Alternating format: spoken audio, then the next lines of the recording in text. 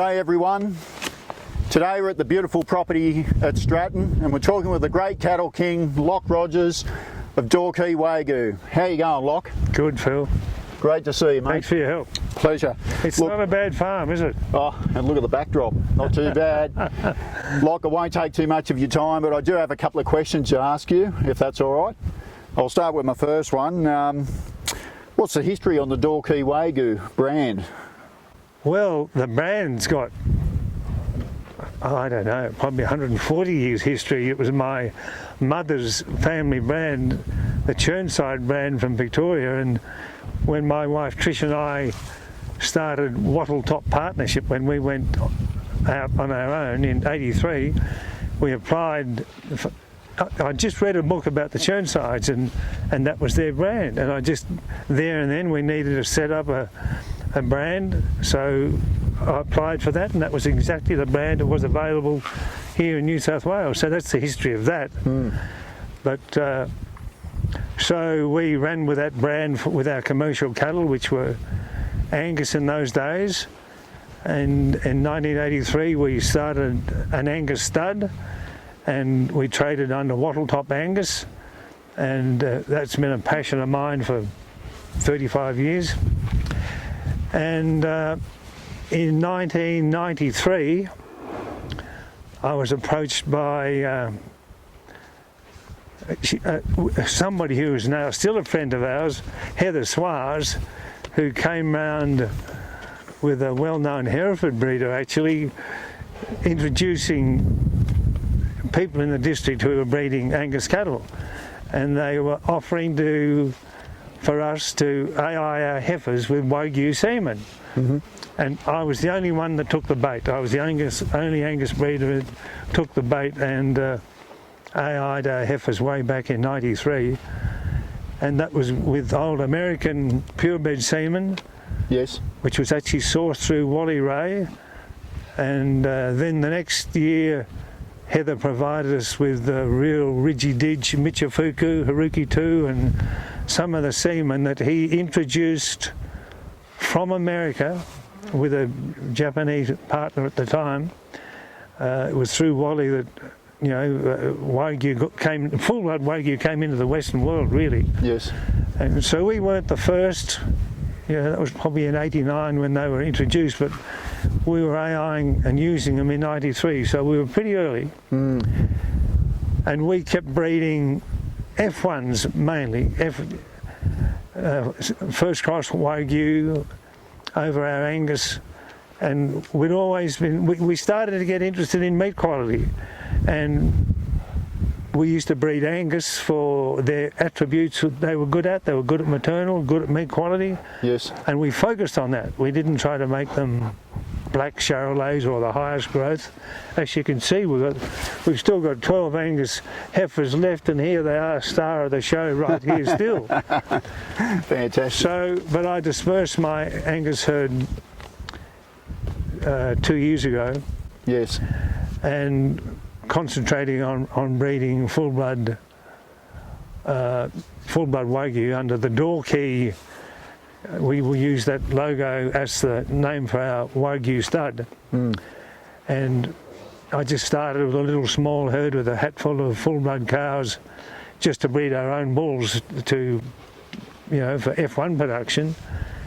And in 2005, during a family succession, my son took over a property called Diambrin and basically all our commercial Angus cows. So I didn't have much of an F1 business to continue with then. So then I started breeding full-blood Wagyu and just sort of built on that since then. Okay.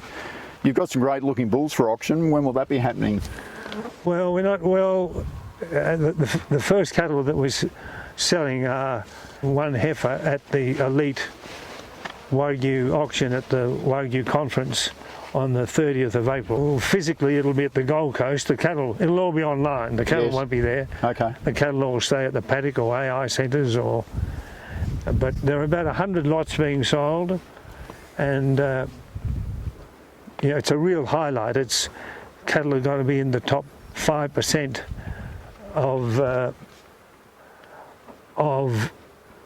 certain traits or certain indexes. It's quite an elite thing, and they're the characteristics of your particular breed. well, our main focus, which came about through our breeding F1s, we probably specialised in breeding high content Tajima. Tajima is one of the basic 3 strains of the Wagyu breed, and Tajima in general are the highest marbling, and so we did focus on those sort of genetics because the impact of marbling was by far the most important trait. And you know, our F1s do, last year they did average 7.4 marble score with F1s, with one little kill with 28% of them actually 9+.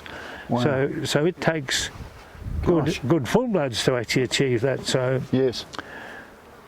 So we have focused on marbling, and we have achieved marbling, and we just do need to keep pushing the full blood meat production side, and probably a little bit better rounded animal with probably more growth and definitely more milk. Oh, okay. Have you got bulls for private sale, and can you please tell us more about them? Yep. We've got 60 rising 2-year-old bulls, and we will be selling yearling bulls this spring, and they're just the super duper new genetics, the little yearlings, but the rising 2-year-olds that we've got are really available right now, and they're by some of the leading sires in the business. Yes. And they're ready to go. They're semen tested. They can be sold any time now. Okay. So we used to have a Angus auction every year on property sale. Yes. But we've never done that with Wagyu. We did sell Wagyu through our sale ring, way back in about 07, I think. But I've really just designed genetics and built up relationships with people I've sold bulls to, and just made them available, and I've sold them that way. This last 12 months during the drought and the oversupply of F1s has made the sale of Wagyu bulls a bit difficult. Now that it's rained, it'll turn round, and the Wagyu business is not an ostrich business or a minor thing at all. It's a huge part of the Australian beef industry now. Yeah. And it's made a massive impact, especially in the north. Yes. Where it's improved fertility and meat quality just in one cross. And but they don't stop with one cross. They go with second, third, fourth until they get high content, and they've done a great job in the north. So apart from setting a great standard, what's the advantage of Dorkey Wagyu bulls? Well, just through trial and error and a fair bit of experience we have, and hard work, and pretty hard work, we have happened on some pretty good genetics that that have certainly achieved great marbling. And with this breed, it was initially the Australian cattlemen would go to look at some Wagyu bulls, these funny looking cattle, and they'd buy the big robust, the best, the one that looked more like a Hereford or an Angus or a Shorthorn, and but they weren't always the right ones, because as to use Wagyu as a terminal sire over another breed, or as a terminal sire over Wagyu, there's nothing better than marbling. You can't. It's no good having growth and yield and maternal if you haven't got marbling. And with the Angus cattle, we used to get very acceptable carcass weights, Yes. using quite small, high marbling Wagyu bulls. So, we have specialised in cattle that really perform really well in marbling, Yeah. and we're going to keep building on that. Good on you. And keep building on our maternal and growth traits as well. Yep, and building the brand, of course. Oh, sure. Yeah, Yeah. the brand's there, and we just, as a seed stock breeder, you've got to do these things with your heart right behind it, with a fair bit of passion, and above all, there's probably no shortcuts, and integrity is the number one thing. And Yes. well, I've always enjoyed dealing with my compatriots who in seed stock, and I've got the utmost time for the people who are feeding them, and it's all warts and all, and that's what I've liked to do with my cattle, and especially with my seed stock. Good on you. Yeah. Well, mate, congratulations on the success of not only Wattle Top but Torquay Wagyu, and we look forward to talking with you next time in the paddock. Good Thanks, on you, Phil. lot. Good on you. All Thank the very you. best, mate. Thank you. Thanks.